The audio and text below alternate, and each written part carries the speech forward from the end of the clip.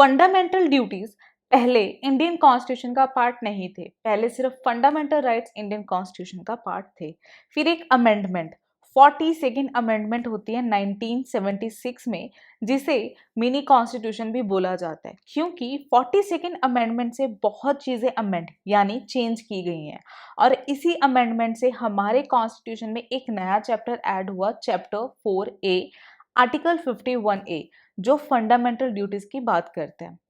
Fundamental duties India ने USSR से idea लिया था और इनकी नेचर नॉन जस्टिसिएबल है, मतलब अगर आप इन ड्यूटीज को फॉलो ना करो तब भी आप पर ना कोई फाइन, ना कोई पेनल्टी, ना कोई केस होगा। बट इस लूप होल को भी ओवरकम किया गया कुछ ड्यूटीज पर लॉ इनेक्ट करके। वो हम आगे जाके देखेंगे कि कौन सी ड्यूटीज पर कौन सा लॉ इनेक्ट किया गया। ये फंडामेंटल ड्यूटीज 1976 इंदिरा गांधी जी की गवर्नमेंट के टाइम पर ऐड किए गए थे और ये सारी ड्यूटीज बनाने का काम स्वर्ण सिंह कमेटी को दिया गया था। स्वर्ण सिंह कमेटी ने टोटल 10 फंडामेंटल ड्यूटीज दी थी, बट रिसेंटली हमारे पास 11 फंडामेंटल ड्यूटीज हैं और 11th फंडामेंटल ड्यूटी हमारी ऐड हुई थी विद 86 अमेंडमेंट एक्ट 2002। अब आर्टिकल 51A में कौन कौन सी ड्यूटीज दी गई हैं वो देखते हैं। सबसे पहली ड्यूटी है कॉन्स्टिट्यूशन की पालना करना, abide by the constitution and respect करना national flag and national anthem को। दूसरी ड्यूटी जो हमारे फ्रीडम फाइटर्स है लाइक महात्मा गांधी, भगत सिंह, जितने भी फ्रीडम फाइटर्स थे, उन्हें रिस्पेक्ट देना और उनके बताए हुए रास्तों पे चलना, उन्हें फॉलो करना हमारी ड्यूटी है। तीसरी ड्यूटी है हमारी सॉवरेनिटी, यूनिटी और इंटीग्रिटी को प्रोटेक्ट करना। एक यूनिटी बना के रखना, इंटीग्रिटी, सॉवरेनिटी को मेंटेन करना हमारी फंडामेंटल ड्यूटी है। चौथी ड्यूटी है हमारी अपने कंट्री को प्रोटेक्ट करने की, डिफेंड करने की। कभी भी हमारे कंट्री को नेशनल सर्विसेज में हमारी जरूरत पड़े और हमें बुलाया जाए, उस वक्त हमें वो सर्विस देने के लिए तैयार रहना चाहिए। पांचवी ड्यूटी है स्पिरिट ऑफ कॉमन ब्रदरहुड।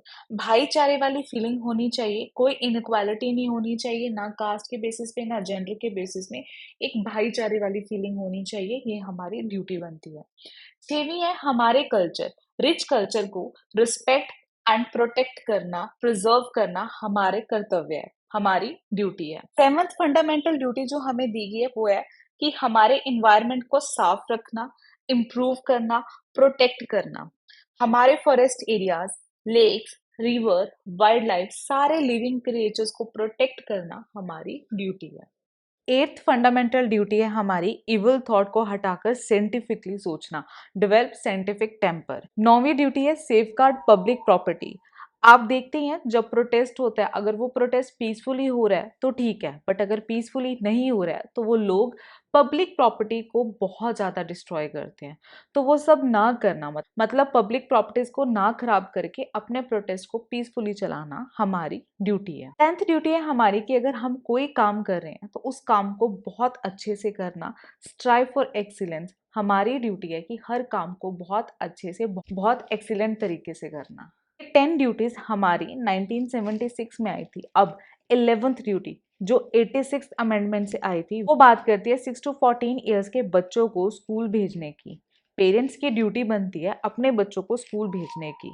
तो ये 11th ड्यूटी बात करती है जो 86 अमेंडमेंट से आई थी। तो ये थे 11 फंडामेंटल ड्यूटीज। अब आपको स्टार्टिंग में बताया था कि फंडामेंटल ड्यूटीज नॉन जस्टिसिएबल है, मतलब अगर आप ये ड्यूटीज फॉलो नहीं करते तो आपको कोई सजा नहीं मिलेगी अनलेस उस पर कोई लॉ इनेक्ट ना हुआ हो।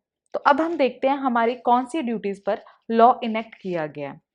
एक वर्मा कमेटी आती है 1999 में और कुछ ड्यूटीज पर लॉ इनेक्ट करती है। सबसे पहले prevention of insult of national honour act, जो पहली ही फंडामेंटल ड्यूटीज पर लगाया गया।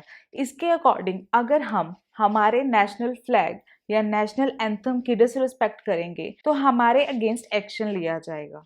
Second, the unlawful activities act 1967, अगर आप कंट्री की सॉवरेनिटी, इंटीग्रिटी, यूनिटी को हार्म करेंगे तब इस एक्ट के अकॉर्डिंग आप पर एक्शन लिया जाएगा। Third, the protection of civil right act 1955, जो 5th फंडामेंटल ड्यूटी को प्रोटेक्ट करते हुए कहता है अगर कोई किसी के रिलीजन, कास्ट को हार्म करेगा उसके अगेंस्ट एक्शन लिया जाएगा।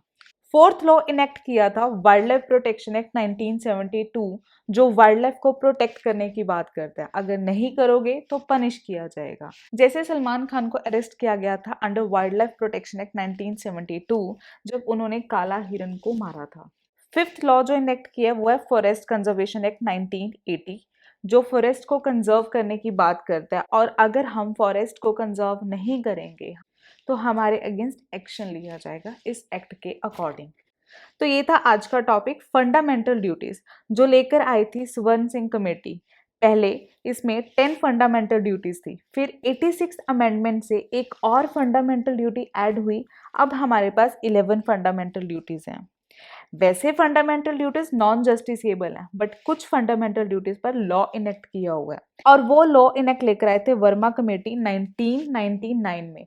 आई होप आपको आज का topic fundamental duties part 4A अच्छे से समझ आया होगा। अगर फिर भी कोई डाउट है, कुछ समझ नहीं आया, do let me know in the comment section. Thursday मिलते हैं पार्ट 5 के साथ। Thanks for watching. अगर आपको वीडियो पसंद आई है, do like, share and subscribe to the channel.